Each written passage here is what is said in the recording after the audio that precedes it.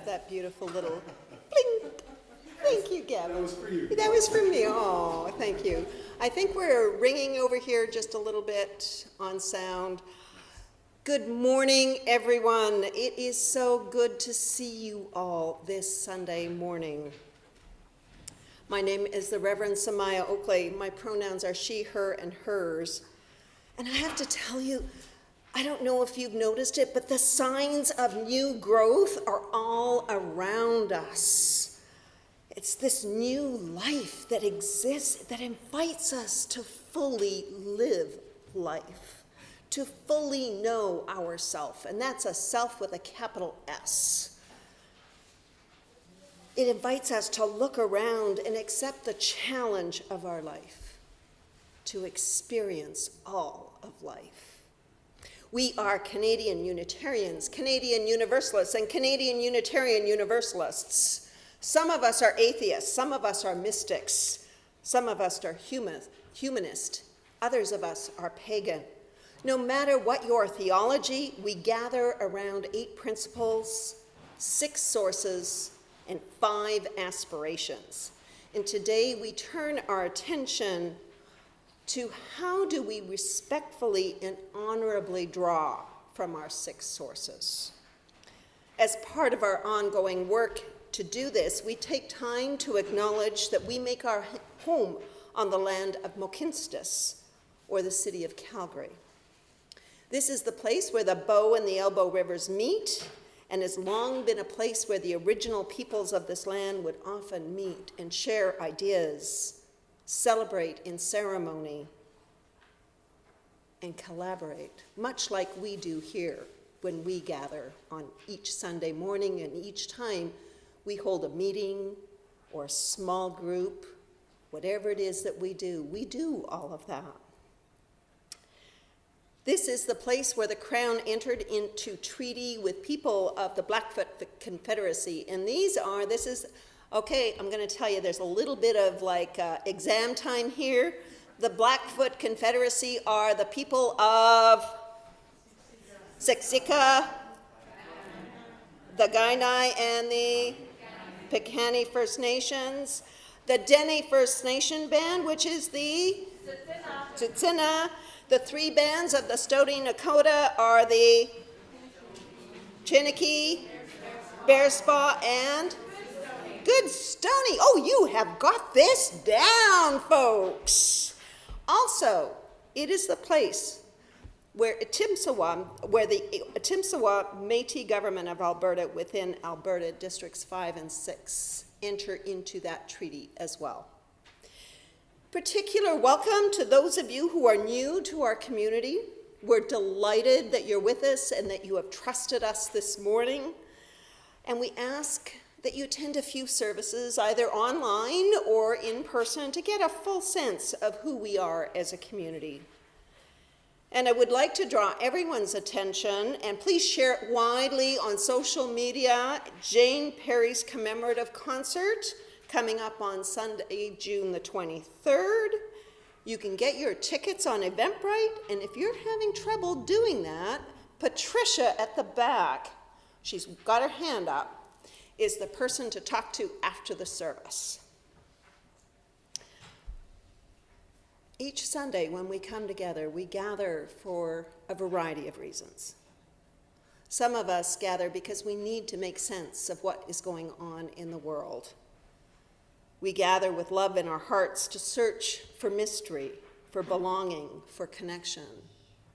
Some of us gather to share our love with the world, to show that we care. And others of us gather because we're in pain, trouble, or doubt, and we need a place to help to let the hurting out. There are so many reasons why we gather.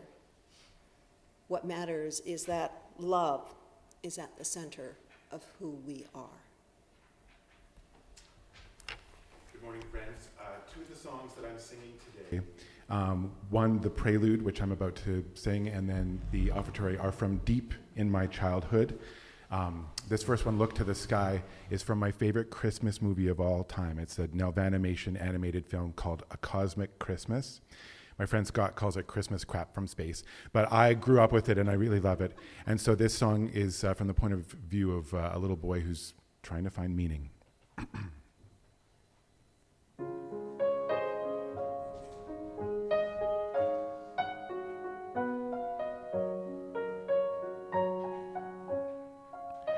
People around me, eyes to the ground. Oh, why can't they look to the sky, the sky? They can't even see me or like what they do see. Why can't they look to the sky? To me, their world is a tiny place. I can raise my eyes and fly through space. Aren't there more like me? Can't they see what I see? Why don't they look to the stars?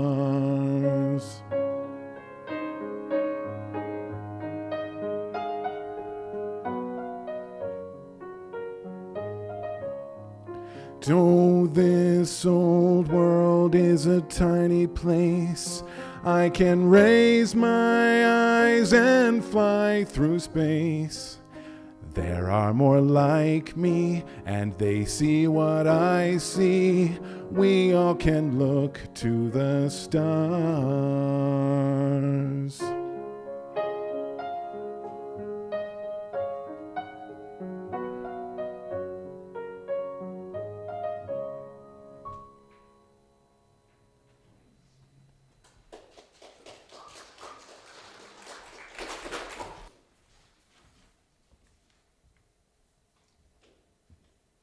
Good morning.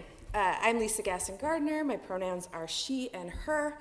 I came to Calgary a year and a half ago with my family to take a job teaching religious studies at Mount Royal University, and we did not know a single person when we arrived. We came here hoping to meet some folks who shared our values and shared our worldview. And we found that, and I think even a little bit more.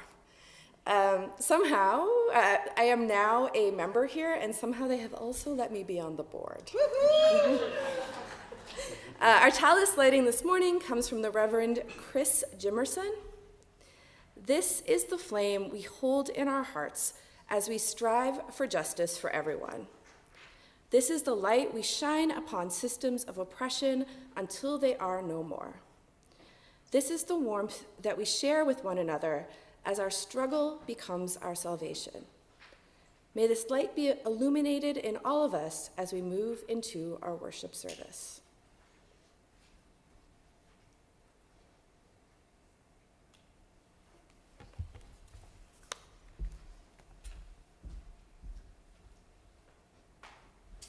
Our opening song this morning is going to be co-led by myself and my very good friend Nicola Russell. Hooray. We're singing it as a round. It is, if you like to read along in music and follow notes, it is in the large paperback teal hymnal, song number 1003. Or you can just read it off the screen. Or some of you may have it memorized. And so the way that we're going to do this is I'm going to lead, when we get to the round part, I'm going to lead y'all. And Nicola's going to lead y'all.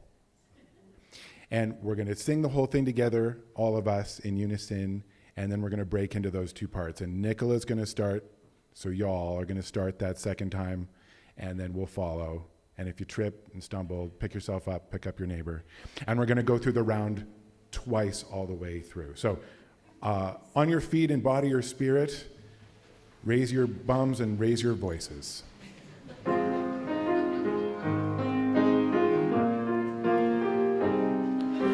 Where do we come from? What are we? Where are we going? Where do we come from? What are we? Where are we going? Where do we come from? Where do we come from? Mystery, mystery. Life is a riddle and a mystery, mystery, mystery. Life is a riddle and a mystery. Where do we come from? Where are we going? Where do we come from? Where are Okay, we Team Nicola, go going? for it. Where do we come from? What are we? Where are we going? Where do we come from? What are we? Where are we? And then we start from the top. going? Where do we come from? What are we? Where are we going? Where do we come from? What are we? Where are we going? Mystery, mystery, life is a riddle and a mystery. Mystery, mystery, life is a riddle and a mystery. Where do we come from? Where are we going? Where do we come from? Where are we going? Where do we come from? What are we? Where are we going? Where do we come from? What are we? Where are we going? Where do we come from? What are we? Where are we going? Where do we come from? What are we? Where are we going? Mystery, mystery, life is a riddle and a mystery. Mystery, mystery, life is a riddle and a mystery. Where do we come from? Where are we going? Where do we come from? Where are we going? And we all sing this last line. Where do we come from? Where are we One more time. going? Where do we come from? Where are we going? Good job. I have to commend Gavin here because he does this and I'm like, is that the end of the song? Oh wait, from the top. I was like, that was great. That was great. I'm Sheila MacMaster, Director of Religious Education, and my pronouns are she and her. And today I'm wearing my diversity scarf of colors. Woo! And if you want to get one, I can hook you up. Just let me know. Today we're talking about growing in wisdom as we draw from our 6 sources. And I think one of the key elements of our 6 sources is just the diversity of them. You know, we're talking about Christian and Jewish roots, we're talking about science, we're talking about humanism and earth-centered faiths that we draw from. And so today the kids are exploring how they are the same and diverse from each other. They're going to be playing diversity bingo, right? That'll be a lot of fun. And for all of you, if you want to play a little diversity bingo, I have some sheets out in Wickenden when you go out for lunch and coffee time. Just grab a sheet and a pen and you can go around and ask people questions. If you get all across, all down, or diagonal, come find me and I have a surprise for you. Very exciting, I know.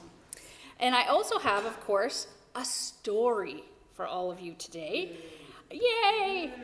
Imagining what it would be like in a place where diversity is honored and all are welcome. So in this story, it's at a school, but to me it felt very Unitarian Universalist, and it made me think of how I would love for us to be now and going into the future. What does that feel like when all are welcome? And so the story is called All Are Welcome by Alexandra Penfold and Suzanne Kaufman. All right. Pencils sharpened in the case. Bells are ringing, let's make haste. School's beginning, dreams to chase, all are welcome here. No matter how you start today, or what you wear when you play, or if you come from far away, all are welcome here. In our classroom, safe and sound, fears are lost and hope is found. Raise your hand, we'll all go around. All are welcome here. Now gather now, let's all take part. We'll play music and we'll make art. And we'll share stories from the heart. All are welcome here. And time for lunch. What a spread, a dozen different kinds of bread. Pass it round till everyone's fed. and all are welcome here. Open doors and rush outside. We will swing, we will slide, we'll have fun side by side, and all are welcome here. We're part of a community. Our strength is diversity, a shelter from adversity, and all are welcome here. And we'll learn from each other, special talents we'll uncover, and there's a big world to discover. All are welcome here. So much to learn, so much to do, and when the busy day is through, can't wait to come back and start anew. All are welcome here. And head for home to get some rest and greet tomorrow, ready and fresh. Our time together here is the best. All are welcome here. You have a place here. You have a space here. You are welcome here. The end.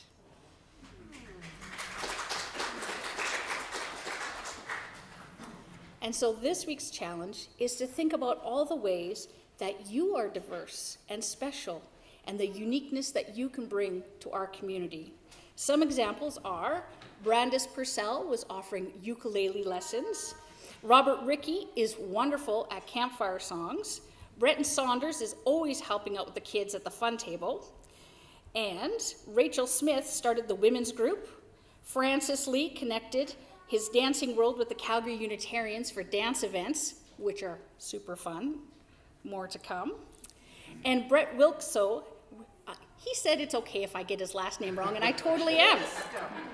Willisco makes the best Easter hats and has been volunteering with the youth and can ball 2 balls at once. Yes, you can. And Arlene Lay, is it Lay or Lie? Yes. Thanks, Gavin. Has been volunteering to do the slides all this past year, and I really loved how last Sunday she did the interactive speech. I thought that was just fantastic, fantastic. And for those of you who don't like public speaking, maybe that's an option. And so I feel like this is a space here for everyone to be themselves, but also contribute of themselves something that only they can do.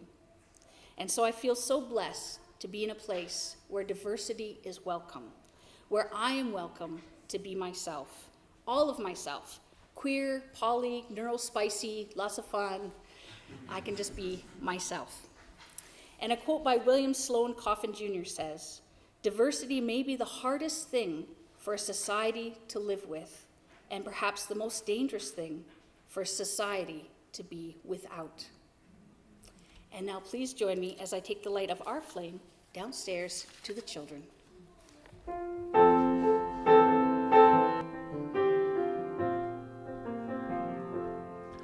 We hold you in our love as you go, as you go. We hold you in our love as you go, to nurture the spark of your precious life. We hold you in our love as you go. We hold you in our love as you go, as you go. We hold you in our love as you go, to nurture the spark of your precious life. We hold you in our love as you go.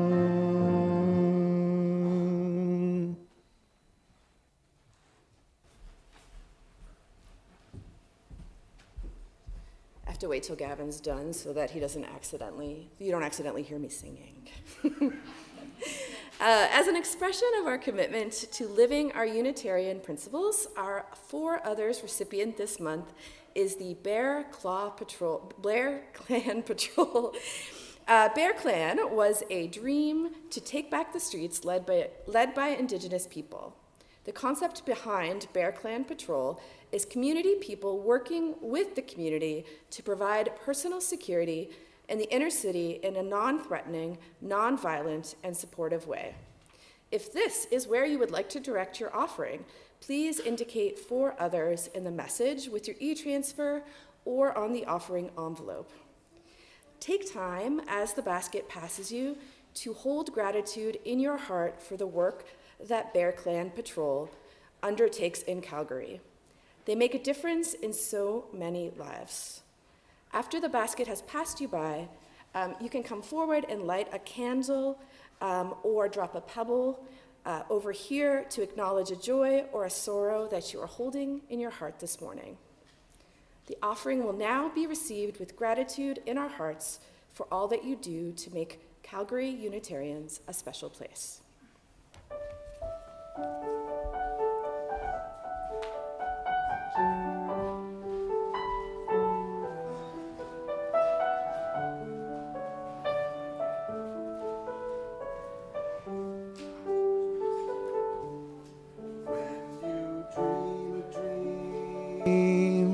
What do you find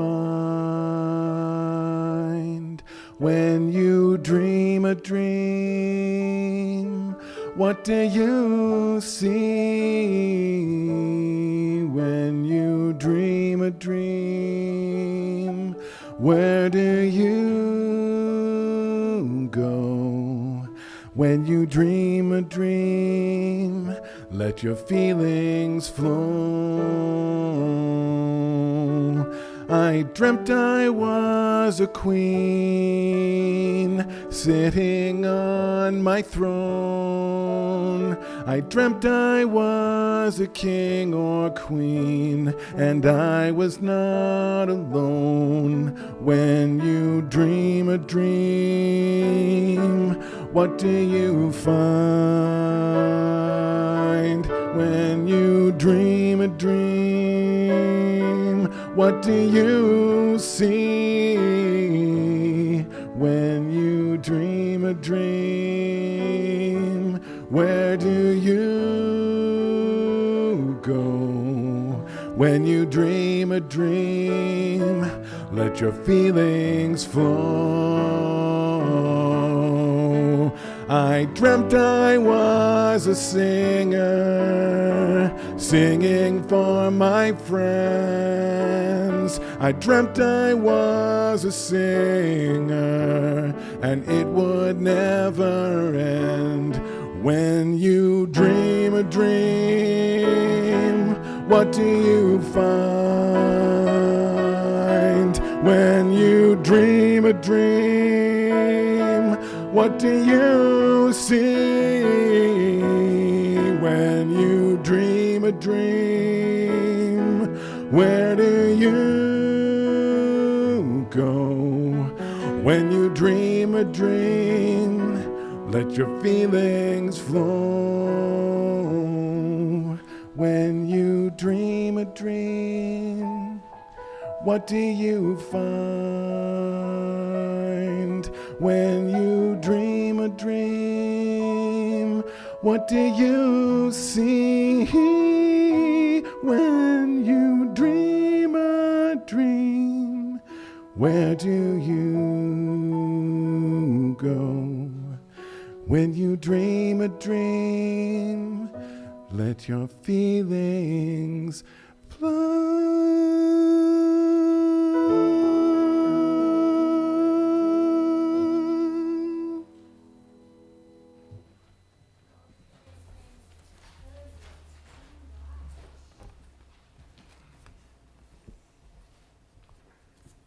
This business of being a human being alive in the world today brings with it joys and sorrows and trials and challenges.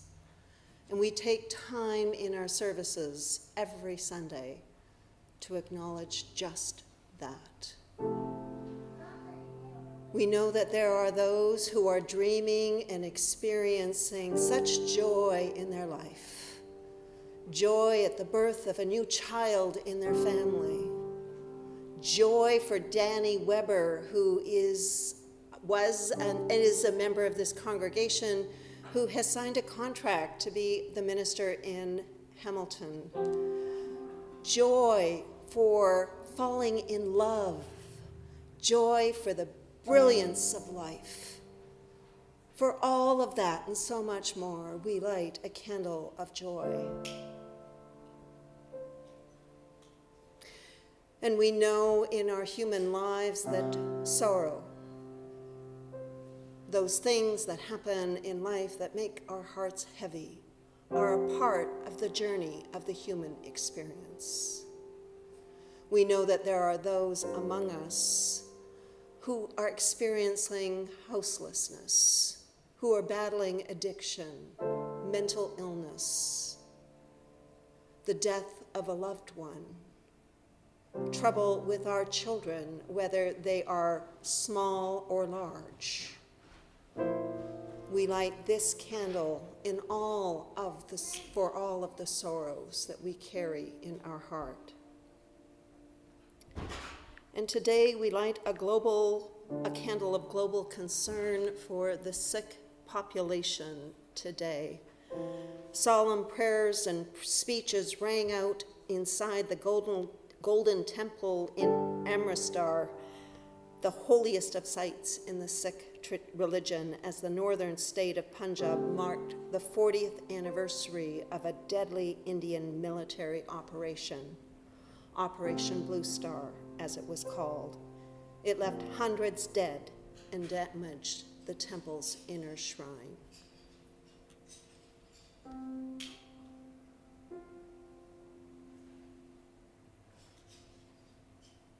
Thank you, Lisa. Spirit of life, Spirit of love, forever moving amongst and within us, we call out your name. We seek to know grace so that we might honor our interconnectedness this morning with each other and those who have gone before us. When we witness suffering in ourselves and in the world around us, may we know compassion. When we are at a loss for words, when we're unsure of the path ahead, may we be guided by this compassion to be witnesses still, to know and feel the truth that this human family is broken and that it is breaking with every life lost and with each time someone's dignity is denied. When we find ourselves exhausted and defeated and unsure of where to go, let us keep witnessing, turning ever further toward your Spirit of life's still small voice. In Spirit of life, remind us too that the experience of suffering does not close us off from the possibility of joy. May we know that our interconnectedness is a miracle, and may it be a refuge for us, felt in the voice of a friend, in the touch of a loved one, in the memories spent in good company. May we remain grateful for the goodness that we've witnessed and enacted in the world, and may the warmth of our lives together hold us in love as we move into a future that is as uncertain as ever. Spirit of life, we ask to know your presence, that it may remind us of what is sacred in each and every precious moment, even in our brokenness. And may you teach us that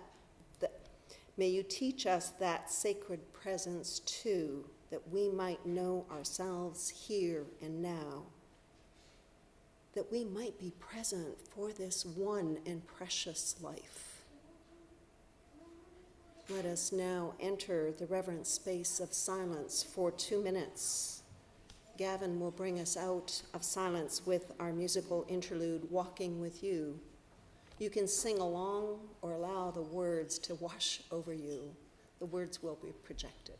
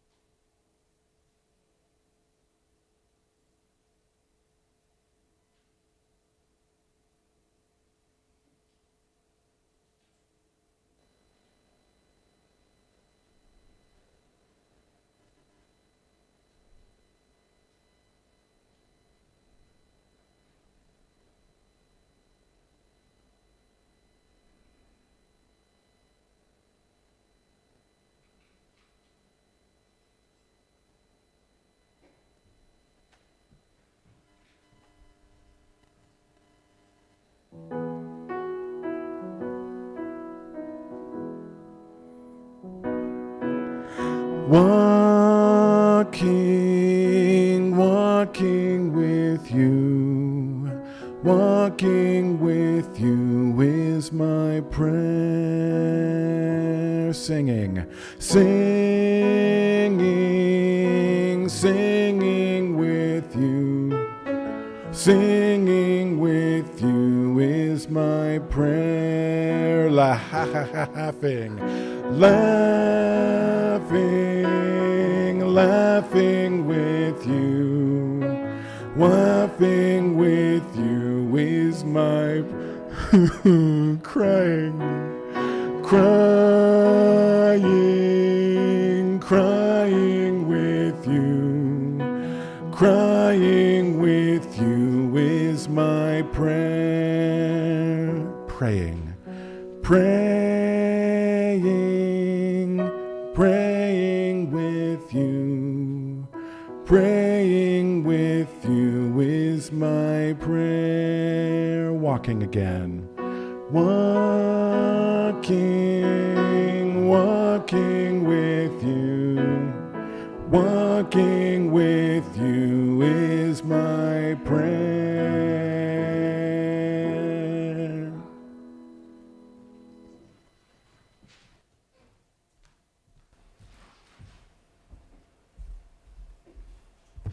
All right, hello again. As I said, I teach religious studies at Mount Royal University. My area of expertise is contemporary Christianity at the intersection of issues like sex, gender, sexuality. I basically make a living discussing the stuff that people say you shouldn't talk about in polite company. Religion, politics, sex, race, you name it. I talk about it. I'm very fun at a party. This is not to say that I get these conversations right all of the time. But I teach introductory religion classes.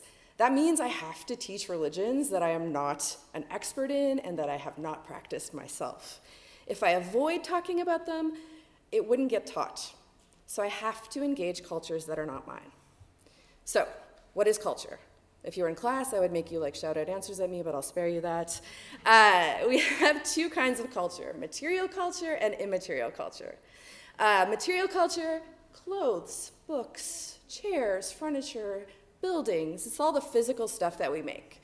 And immaterial culture, it is the ideas, the stories, the values, all of the non-touchable stuff that we make together. And religion, it can't be separated from culture, right? Religions are communities that share values, stories, and rituals. So religions, they have material culture, a chalice, right? Candles of concern. And religions have immaterial culture, a chalice lighting, the words of a chalice lighting, right? The 8 principles, the 6 sources of authority. Religions and cultures, they exist within societies. So society organizes us. That's where we learn our roles, right? I'm professor, parent, woman. Society teaches us, sometimes explicitly and sometimes implicitly, which people belong and which people do not.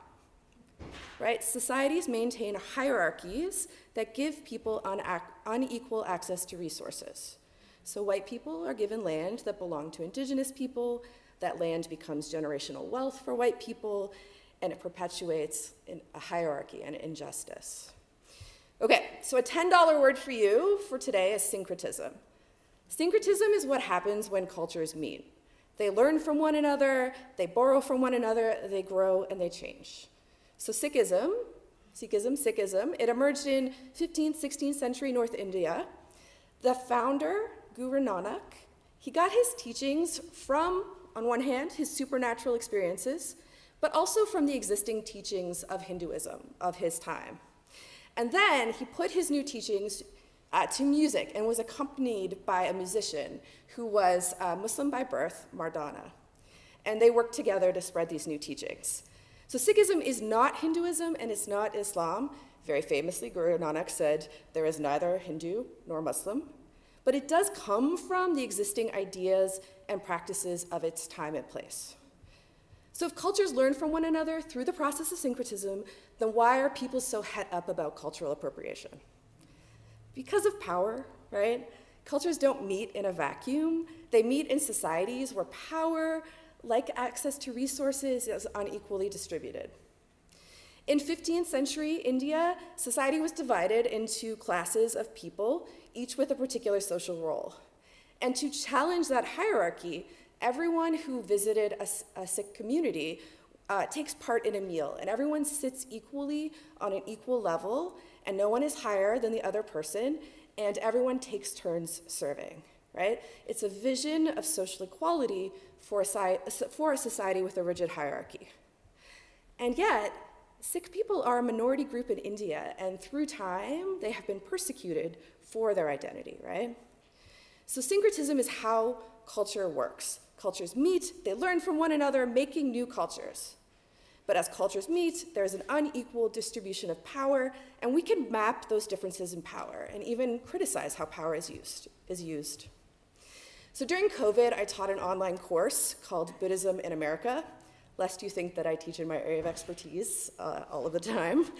And so cultural appropriation came up in that class, and a grumpy student asked me, "So what, I love Ethiopian food, but I can't eat it because it's a cultural appropriation?" And another student responded, and it's the best when the students do your work for you. Another student responded, a Japanese woman, and she said, "If you come to Japan and you want to learn about the kimono, which is a traditional Japanese robe, my mom will invite you to our house and she will teach you to tie the kimono, and I think that's great. But I just read that Kim Kardashian named her shapewear company Kimono because it's a cute play, like on the name Kim." And I think that's offensive, right? And we talked about it. There's a difference between a person visiting Japan to learn about the culture in conversation with a local person and Kim Kardashian, a reality TV star, if you don't know, who is just taking a word from another culture and using it because it's cute for a company that has nothing to do with Japanese culture and which she's going to make a bunch of money from, right? One person is engaged in cultural learning, the other person is powerful and is just trying to take something, right? So sometimes students get annoyed because my classes do not have easy answers, right? There's no absolute formula for determining what is cultural appropriation and what is not. You have to be willing to engage the world around you and to learn, and that often means getting things wrong. So if anything is a spiritual practice for me, it is sitting with complexity, right? I practice holding difficult questions without rushing to resolve them. So I invite you to hold complexity with me.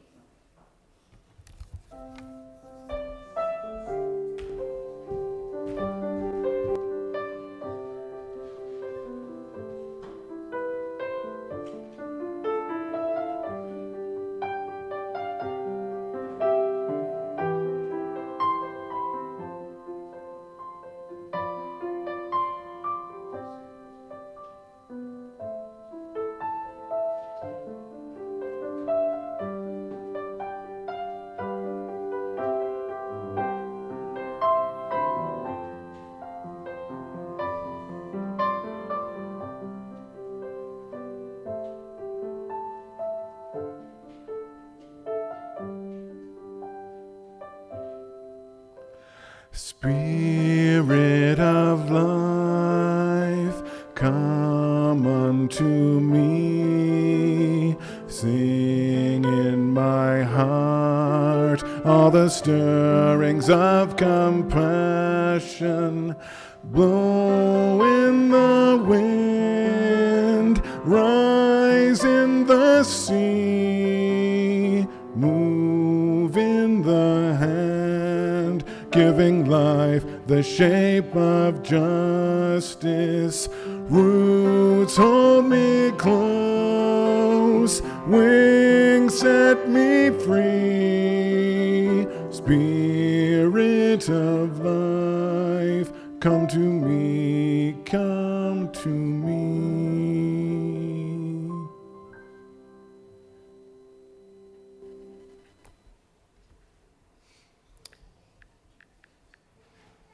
Couple things before I get started. For those of you that don't know, sign language is my first language, and I love putting songs to sign, and Spirit of Life is one of those, so I just wanted to let you know that. And you are such a great congregation. I love hearing the little tidbits of laughter. I love hearing the little side conversations. I love hearing the children. It is just such a joy to be here on Sunday morning in this community. I just want to acknowledge that. We Unitarian Universalists at our very heart are seekers. We love to live into the questions, and as we do, new wisdom, new sources of inspiration lead us to even more questions. I often tell people, and you might have heard me say this, that when you walk through our doors, your work is just beginning. We will not tell you what to believe or how to live a life of integrity, meaning, and purpose in the times in which we are in. That is your work to do. However, we do covenant to accompany you on your journey, and it is your journey to take. Michael Meade, a storyteller and mythologist, says that we enter the world as seekers, and what we need most is to find the uniqueness of our souls. Now, there are a number of us who were raised in this tradition. Raise your hand if you are. I know a few of us. Couple. Other of us come from other traditions. How many of us are like that come from another tradition? And how many of us have had no faith tradition, and this thing called church is something we're trying to figure out? Fair enough. One thing is absolutely sure, though, and that's that we're a beloved community of people who seek to find the uniqueness of our own souls. It's reflected in 2 of our 8 principles, that together we covenant to affirm and promote acceptance of one another and encouragement of each other to spiritual growth in our congregations, and for a free and responsible search for truth and meaning. That means that we're each invited to live our lives to the fullest, and ultimately we are the only ones who truly know ourselves and are able to live our own authentic lives. How that happens for each one of us is different. For we are each one of us is a divine spark, a unique divine spark. Are you with me? Okay. We're invited to journey along to awaken to an inner vision, a journey that we take freely. And to help us in this journey and in our seeking, we have 6 sources of inspiration and authority from which to draw wisdom and to help us with our free and responsible search for truth and meaning. The Reverend Kathleen Rowland says, throughout history, we have moved to the rhythms of mystery and wonder, prophecy, wisdom, teachings from ancient and modern sources, and nature herself. And this is where it gets tricky for us as Unitarian Universalists. The first is because we draw on 6 sources. I think that we have a duty and a responsibility to use our sources as holy and sacred texts. There is a responsibility that comes with the freedom to choose. In the words of author Marx Warren, our first task in approaching another people, another culture, another religion, is to take off our shoes. For the place we are approaching is holy, else we find ourselves treading on another's dream. More serious still, we may forget that God was there before our arrival. As a community of seekers, we must spend our time wrestling with how we integrate rituals and symbols and ideas from other traditions that impact those traditions from which we are borrowing or using. It is important then that we learn to differentiate between drawing from the source of wisdom and appropriating. Lisa gave us a couple of really good examples of the difference of cultural appropriation. the example of engaging in cultural learning versus appropriating from another culture without consulting with them and making money from the endeavor. I'll give you an example from my own personal life. For a while, many of you know, most of the time I end my sermons with Amen, Namaste, Blessed be, and I used to include the words Ashe in that. I originally included it because in my mind, I thought I was being respectful to the growing Black population within Unitarian Universalism. I saw other people using it and thought, that sounds really good, but I didn't do my own investigative work. Ashe is a Yoruba word that is originally used when a prayer is being made for someone or when the kings were foretelling things that are about to come. And later I found out that it's cultural appropriation when me, a straight white female, uses the words to end my sermons. Reverend Marjorie Bowen Wheatley defines cultural appropriation as consciously or unconsciously seeking to emulate concepts, beliefs, or rituals that are foreign to a particular framework, individual or collective. It is incorporating language, cultural expressions, forms, lifestyles, rituals, or practices about which there is little basis for direct knowledge, experience, or authenticity into one's being. It's the superficial appreciation of a culture without regard to its deeper meaning. And I realized that that's exactly what I was doing. So I stopped doing it. I've never done it with you as a congregation. So you see, we're not just a tradition where you get to believe what you want. That is true to some degree.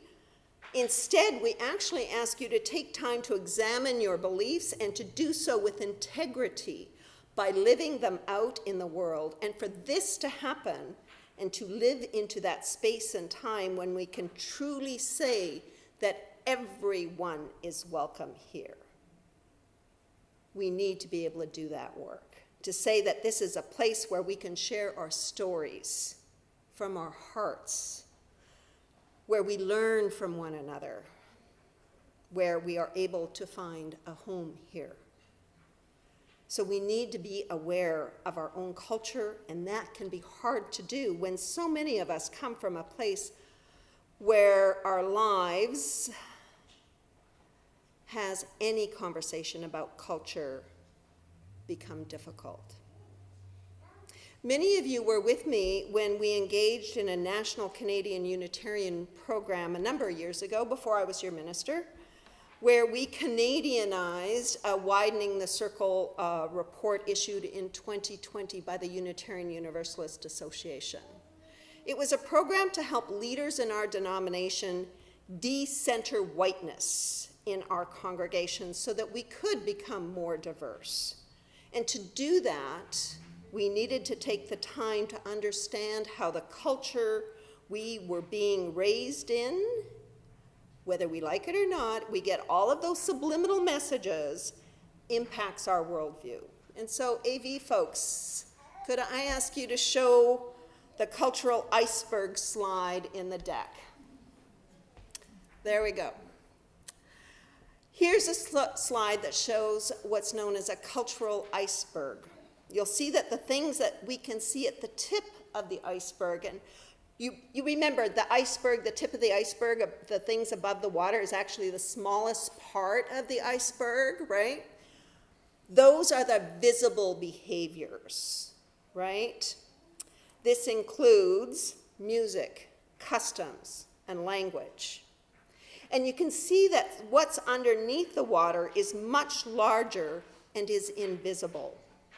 And it takes time and the development of relationships to begin to get a sense of what is underneath the water in the cultural iceberg.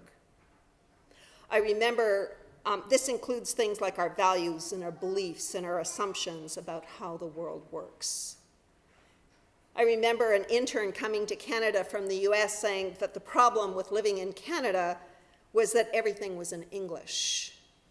And what they were getting at is that if they were living in a different country that used different language and the signs and everything were in a different language, their mind would be oriented to the fact that they're living in a different country with different practices and customs and values.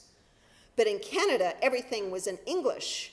So our banking system, our medical system, all of that, this person kept bumping up against it because everything was in English and they thought they were living in the United States. But they weren't. They were living in Canada. So thank you for showing the slide. We can take it down. That's more for the people who are on Zoom so that they can see the people here. Now, I could have spent time feeling bad for my misstep in ending the services by including the word ashe. Instead, I took the words of Maya Angelou to heart. And she says, do the best that you can until you know better. Then when you know better, do better.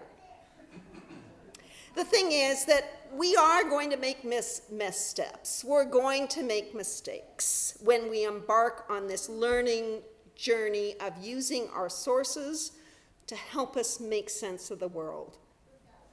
And I model making mistakes all the time. Just saying.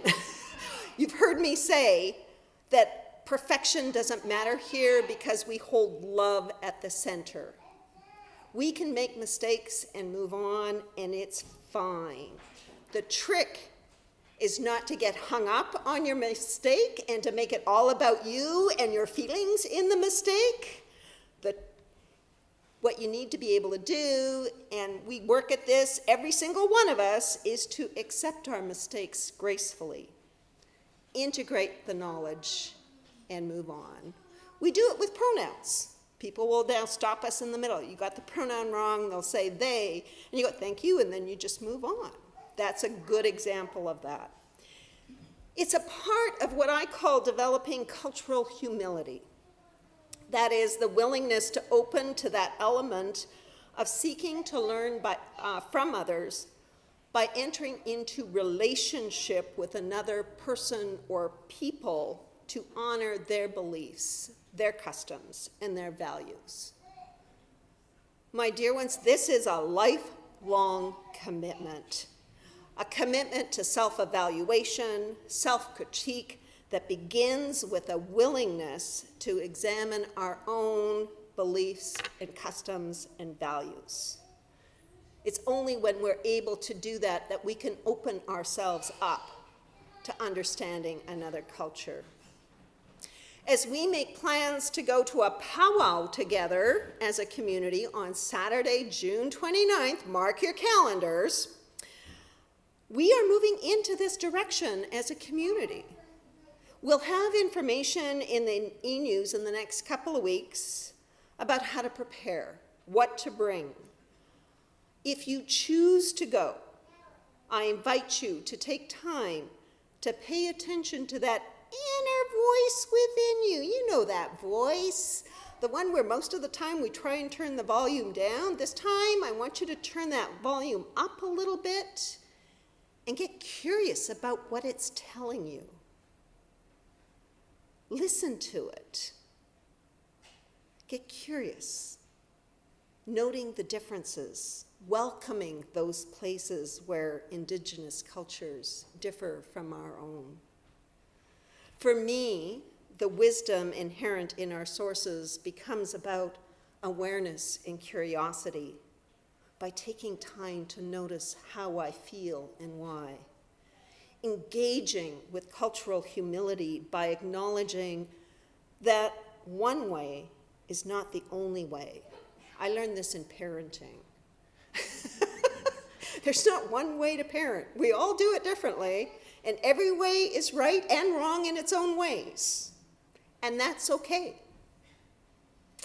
And the third way is to allow myself to open up to deeper human connection in sacred space.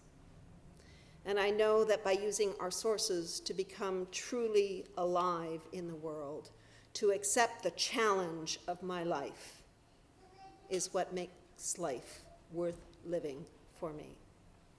May it be ever so. Amen. Namaste. Blessed be. So I have some research to do now.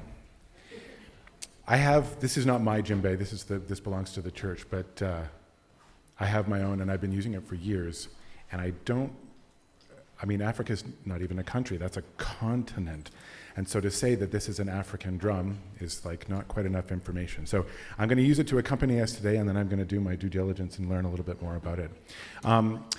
On that note, there are 2 more drums here if anyone wants to come up and join for this last song. You don't have to stay in time, you don't have to play it loud. There's a couple of chairs over here, you'd be kind of out of sight, but there are a couple drums. Even if you want to come up halfway through, we're singing 5 verses, so if you feel so moved, please come and join me. Keep on moving forward. I invite you to rise in body or spirit and join your voices with me.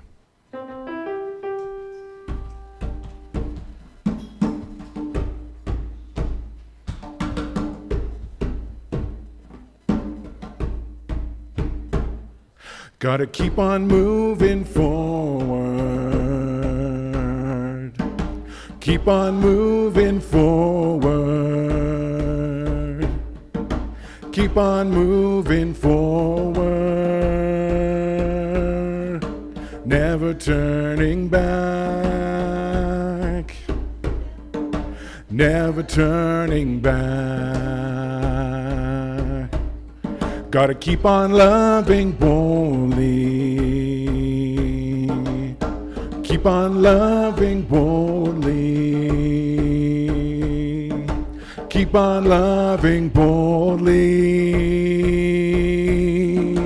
Never turning back. Never turning back. Gotta reach across our borders. Reach across our borders. Reach across our borders. Never turning back. Never turning back. Gotta reunite the family. Reunite the family. Reunite the family. Never turning back. Never turning back. This is your last chance to come and play one of these drums.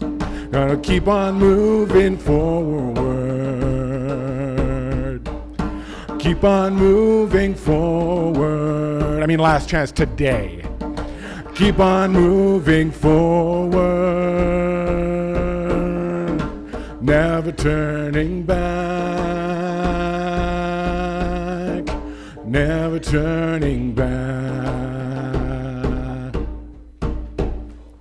Yeah.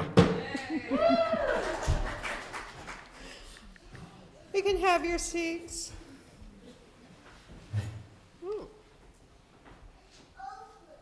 It's over. Almost. We're almost there.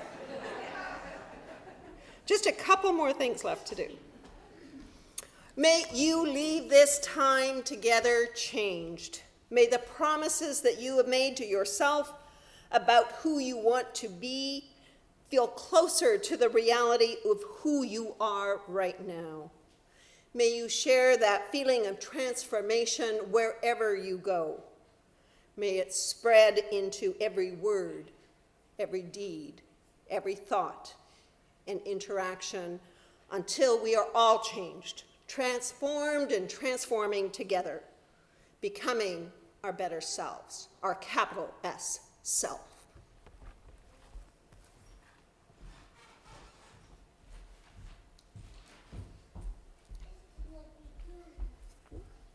All right, so we have a responsive reading for our chalice extinguishing. So I'll read the words for the worship. Oh, it says Lisa even. It says Lisa. It says Lisa. I know. Y'all will be the left. Y'all will be the right. This reading is entitled, This is the Message of Our Faith. This is the message of our faith.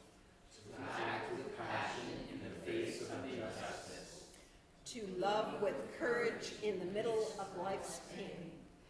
This is the meaning of our chalice flame. May it empower our hearts until we are together again.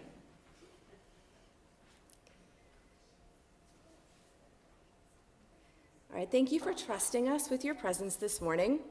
Please join us next week when our guests Trevor Williams and Reverend Samaya will explore the divine masculine. Yeah, it's going to be interesting. On Father's Day, I have it on good authority that there will be ice cream sundaes after the service. For those of you online, after the postlude plays, please feel free to click on a new Zoom link to be in a chat room so you can discuss with other folks online.